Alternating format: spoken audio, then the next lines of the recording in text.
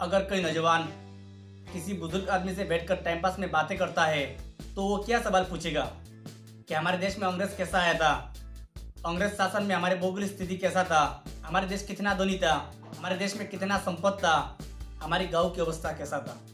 इन सारे सवालों की जवाब पूछा जाता है।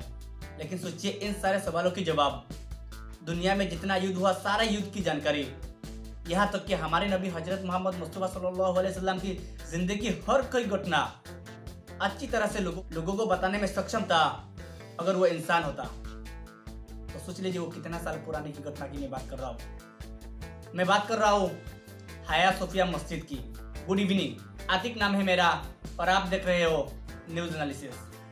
आज की इस एपिसोड में आपको हम बताएंगे कि दुनिया की सबसे बड़ी इमारत जिसका नाम है हाया सोफिया, आज वो दुनिया के ट्रेंडिंग खबरों में क्यों है, उसके बारे में दुनिया में क्यों चर्चा हो रहा है, उसकी पूरी जानकारी आपको देंगे।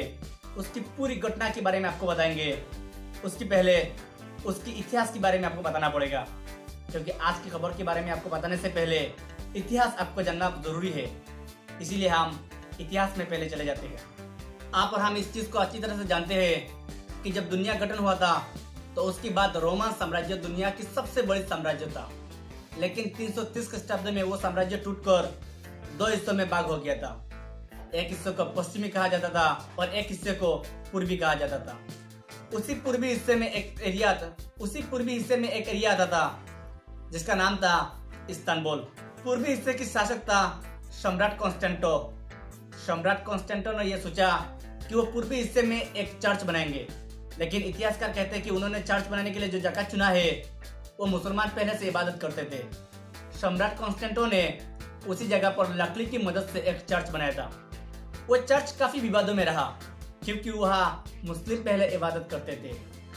44 साल वो चर्च चला, लेकिन 44 साल बाद यानी 404 साल में विवाद के बाद वो चर्च को जला दिया गया था। फिर 11 साल बाद वहाँ नई चर्च बनाया गया।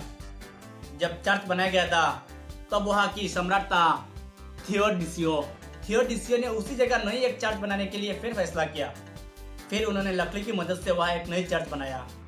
ये चर्च भी फिर से विवाद में रहा क्योंकि जगह तो एक ही है। 100 साल तक ये चर्च चला। 100 साल बाद ये चर्च को फिर जला दिया गया था।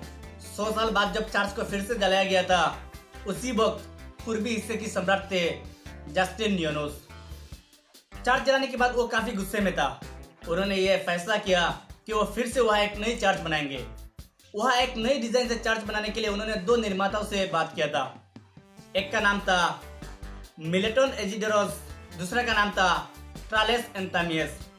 उन दोनों से उन्होंने खास मुलाकात किया। मुलाकात में उन्होंने कहा कि ऐसे एक चर्च उनको चाहिए जो दुनिया में पहले ना कभी बना है ना कभी बनेगा। उस आदेश मिलने के बाद दोनों निर्माताओं ने दिन रात मेहनत कर 10,000 श्रमिकों की मदद से 5 साल काम करने के बाद एक चर्च बनाया। लेकिन यह चर्च काफी सुंदर और खूबसूरत रहा है। लोग तो यहाँ तक कहते हैं कि जस्टिनियानुस जब इस चर्च में पहली बार गए थे तो उन्होंने कहा कि ये पहले कुदरत की दी हुई चीज है। इस चर्च को बनाने के लिए कारीगरों ने दक्षिण अफ्रीका से ईंट मंगवाया था और वहाँ सीलिंग की डिजाइन के लिए सीरिया से लाइट मंगवाया गया था। यानी आप ही समझ सकते हो कि उस वक्त की कितनी बड़ी चर्च था। ये चर्च 259 फीट लंबा था और 244 फीट चौड़ा था। यानी वो दुनिया की उस वक्त की बहुत बड़ा एक चर्च था। उसी चर्च को सम्राट कॉन्स्टेंट ने बनाया था, इसीलिए उसका नाम भी कॉन्स्टेंटोपोल रख दिया गया था। ये काफी सुंदर था, इसीलिए हर कोई राजा, हर कोई सम्राट उसको जीतने के लिए प्रयास करता था। बहुत सारे राजाओं ने प्रयास किया था लेकिन वो असफल रहा। साल बीतने की बात 1400 साल की बात आ गया। 1453 में 6 अप्रैल एक 21 साल की नौजवान उसी कॉन्स्टेंटोपोल को जीतने के लिए अपने सिपाही को लेकर आगे बढ़ा था। उस वक्त यूरोप के लोग उनको पागल कहना शुरू कर दिया, क्योंकि बड़े बड़े राजा, बड़े बड़े सम्राट जब हार गए थे, जीतने में सक्षम नहीं रहा, तो वो 21 साल की नौजवान कैसा जीतेगा। यहाँ तक कि उनकी सिपाहियों ने भी उनको पागल कहना शुरू कर दिया। लेकिन आपको ये अंदाजा नहीं होगा कि सिर्फ 52 डेज की मेहनत के बाद उसी 21 साल के नौजवान ने उस पुल को जीतने में सक्षम हो गया। उस 21 साल के नौजवान की नाम क्या था? उनका नाम था फाहिम अहमद। जब फाहिम अहमद ने उसी पुल को जीत लिया था तो मुस्लिम विश्व में वो एक हीरो बन गए थे, क्योंकि लोग तो इतिहासकार तो यहाँ तक कहते हैं कि हजरत मोहम्मद मुस्तफा सल्लल्लाहु अलैहि वसल्लम ने उसी चीज को लाल सेब से तुलना किया था। और उन्होंने ये भविष्यवाणी किया था कि दुनिया में ऐसा कोई मुस्लिम शासक होगा जो उस पुल को जीतने में सक्षम होगा।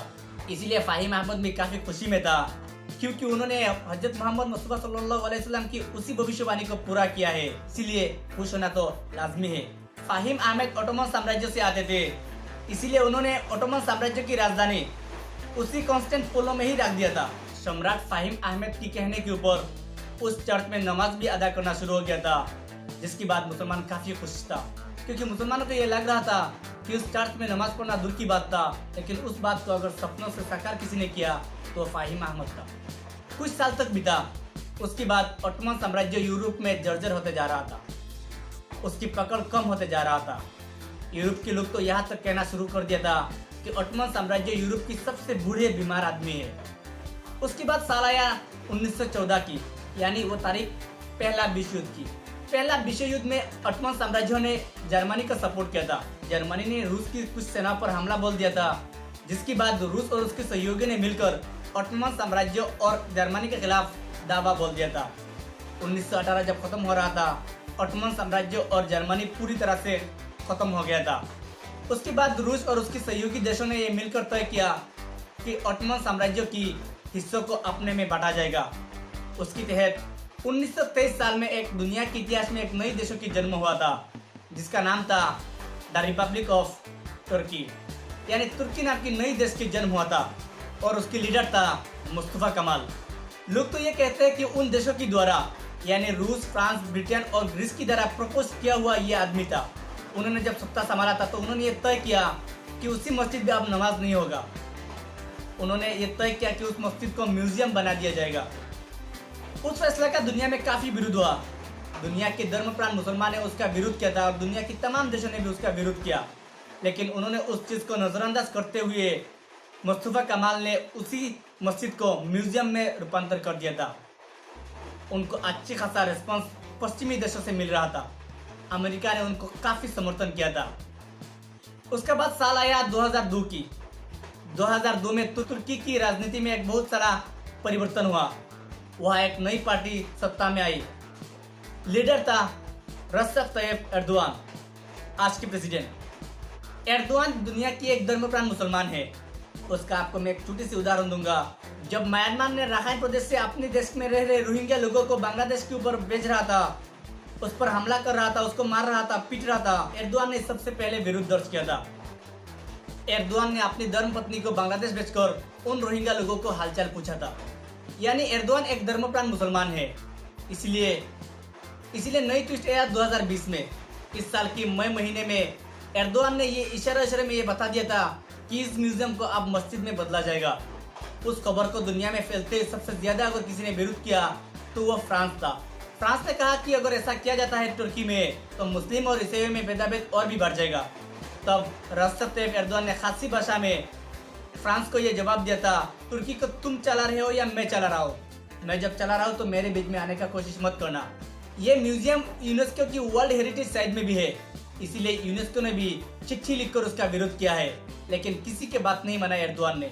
उस मुद्दे को 2 हफ्ता पहले कोर्ट में भी लाया गया है। कोर्ट ने कल ही उसका राय दिया है और कोर्ट ने साफ भाषा से कहा कि उस म्यूजियम में ही अब उसमें नमाज पढ़ा जाएगा। उस खबर से दुनिया के हर मुसलमान, धर्मप्राण मुसलमान, खासतौर से तुर्की की मुसलमान काफी खुश है, क्योंकि उनको अब लग रहा है कि उनके सपनों को काफी साल बाद फिर पूरा किया जा रहा है। उस मस्जिद में नमाज पढ़ने की बहुत सारे लोगों की इच्छा है, अब उनको इच्छा को पूरा किया जाएगा। इसलिए दुनिया की मुसलमान और तुर्की की मुसलमान काफी खुश है। इस वीडियो को आपको कैसा लगा कमेंट में आप जरूर हमें बताइए, और अगर वीडियो अच्छा लगा तो लाइक जरूर दीजिएगा। Thank you.